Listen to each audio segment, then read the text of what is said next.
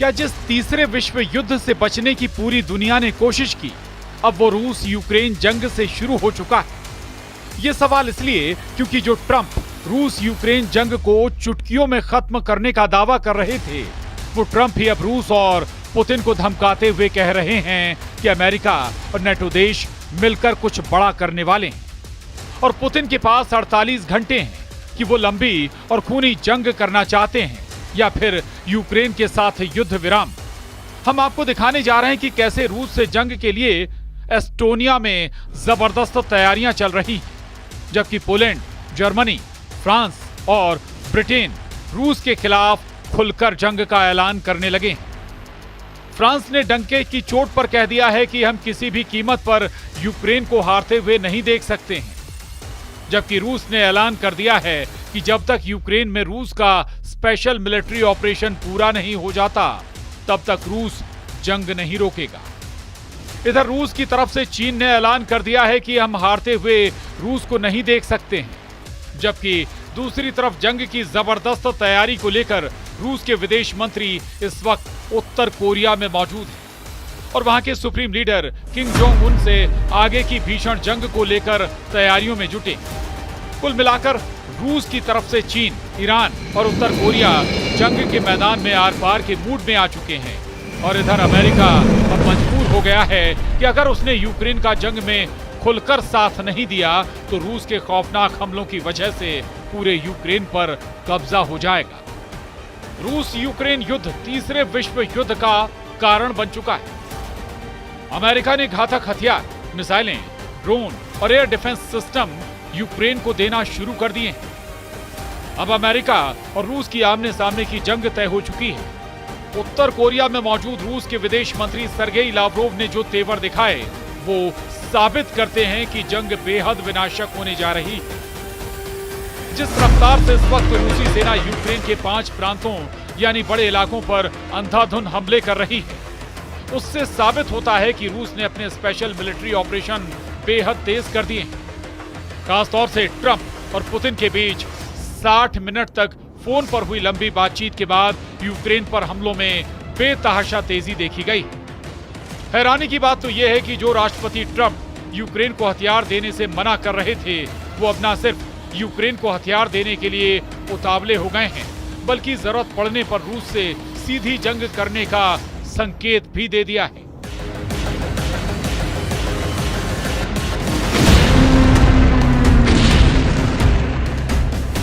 सबसे पहले आप ये जान लीजिए, आखिर इस वक्त रूस के हमलों में ऐसा क्या है कि अब अमेरिका और फ्रांस जैसे देश रूस से सीधी जंग करने का ऐलान करने लगे। इन्हीं धमकियों को देखने के बाद अब रूस की तरफ से यूक्रेन पर 10 गुना हमले बढ़ चुके हैं। पिछले 36 घंटों से रूसी हमलों ने यूक्रेन की राजधानी कीव में कोहराम मचा दिया है।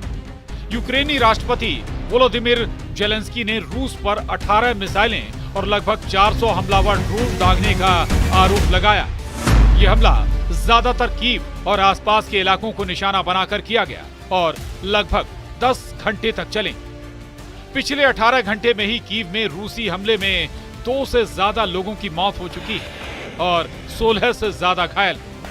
ये मौत का आंकड़ा भी इसलिए हैरान कर रहा है क्योंकि कीव को अमेरिका और यूरोप के एयर डिफेंस सिस्टम से मजबूत हवाई हमलों से सुरक्षा दी गई, लेकिन उसके बावजूद लोग कीव में मारे जा रहे हैं। यह हमला रूस द्वारा युद्ध के अपने सबसे बड़े हवाई हमले के एक दिन बाद हुआ, जिसमें 728 ड्रोन और 13 मिसाइलें शामिल थी। 10 जुलाई को ही रूस के हमले में यूक्रेन के चेर्निहिव, सुमे, पोल्टावा, किरोवोग्राद और खार्किव क्षेत्र में भारी तबाही हुई।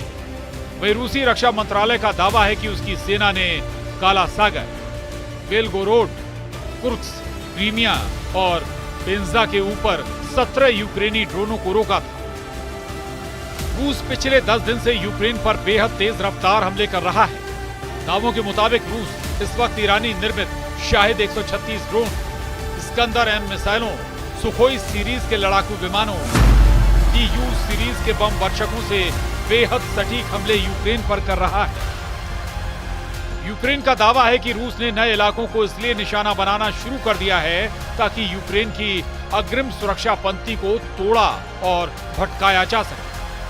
कुछ खबरों में दावा किया गया है कि पुतिन के आदेश पर रूसी सेना की छोटी छोटी टीमों को यूक्रेन पर हमला करने के लिए भेजा गया।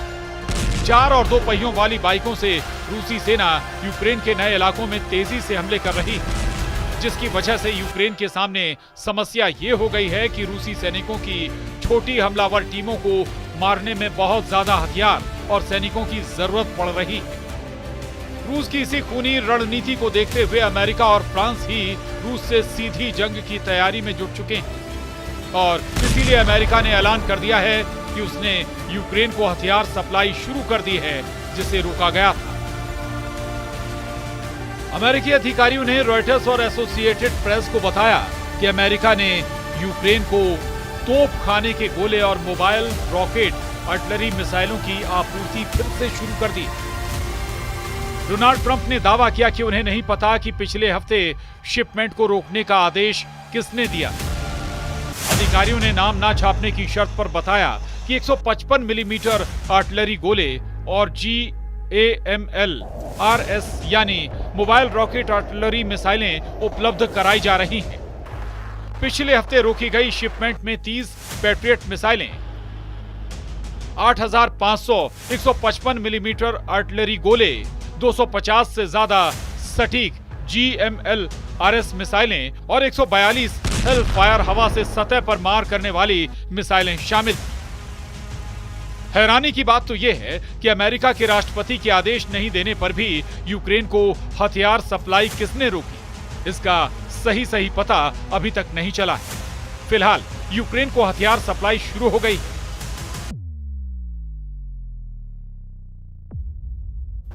राष्ट्रपति पुतिन जैसे सख्त जुनूनी नेता ने यूक्रेन में अब तक 4 प्रांतों पर अपना कंट्रोल कर लिया है।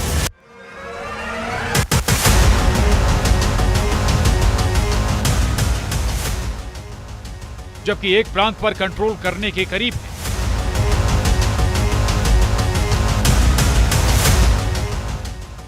ताजा आंकड़ों के मुताबिक रूस सेना 27% इलाका यूक्रेन का जीत चुकी है, जिसमें यूक्रेन का वो इलाका भी जिसे यूक्रेन का सफेद सोना कहा जाता है।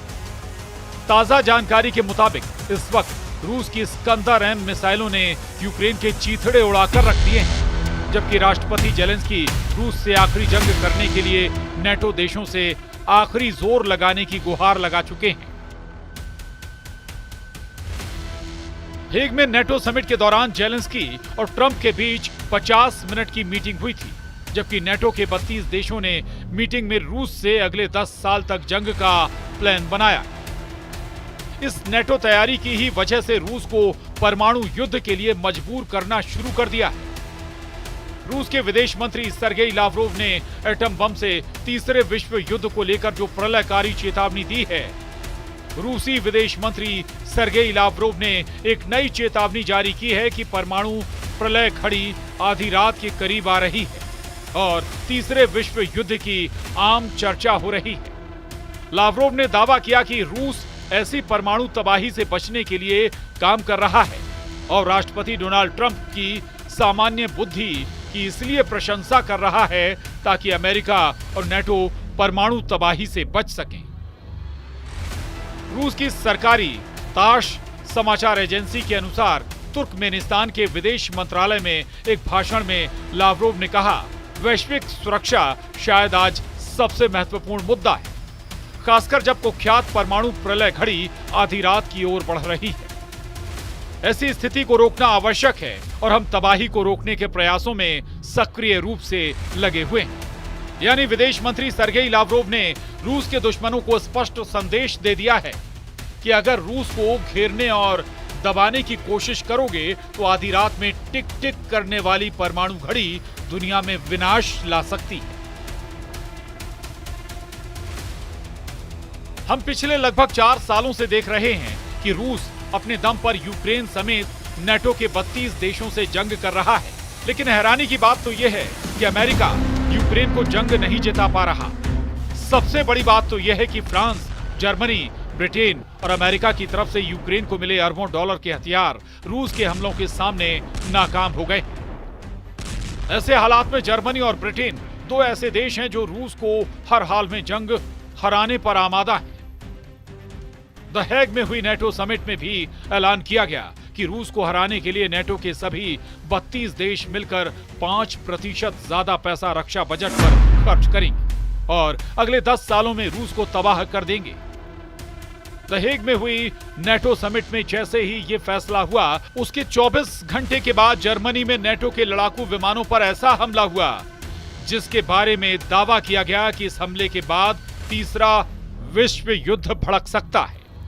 41 महीने से रूस यूक्रेन जंग चल रही है। इस बीच रूस का क्रूर मिसाइल मिशन यूक्रेन की सुरक्षा को भारी पड़ रहा है। Advance Iskander M missile America निर्मित पैट्रियट प्रणाली को बुरी तरह से तबाह कर रही है, जबकि रूस tornado S rocket launcher smart हथियारों से यूक्रेनी ठिकानों पर हमला कर रहे हैं। यूक्रेनी वायु रक्षा ध्वस्त हो रही है और युद्ध का मैदान तेजी से बदल रहा है। जेलेंस्की ने अमेरिका से अधिक पैट्रियट मिसाइलें मांगी हैं ताकि रूस का मुकाबला किया जा सके। अब ऐसे हालात में यूक्रेन के दक्षिणी क्षेत्र खेरसोन में रूसी हवाई हमलों ने कोहराम मचा दिया है। खेरसोन के गवर्नर अलेक्सांद्र प्रोकुडिन ने बताया कि रूसी सैनिकों ने पूर्वी यूक्रेन के डोनेस्क क्षेत्र में शिवचेंको गांव पर नियंत्रण कर लिया है, जो लिथियम भंडार के करीब है। रूसी रक्षा मंत्रालय के मुताबिक रूसी सैनिकों ने डोनेस्क में नोवोसिर्किव्का की बस्ती पर भी कंट्रोल कर लिया है। हालांकि यूक्रेन के टॉप जनरल अलेक्सांद्र सिरस्की का दावा है कि यूक्रेन की सेना ने इस हफ्ते यूक्रेन के उत्तरी क्षेत्र सुमे इलाकों से रूसी सेना की बढ़त को रोक दिया है, लेकिन उसके बावजूद रूसी सेना तेजी से निप्रोपेट्रोस इलाके की तरफ बढ़ रही है। ऐसे हालात में अगर रूस यूक्रेन के साथ जर्मनी, अमेरिका, फ्रांस और ब्रिटेन से भी जंग शुरू कर रहा है तो ये तीसरे विश्व युद्ध का साफ संकेत है।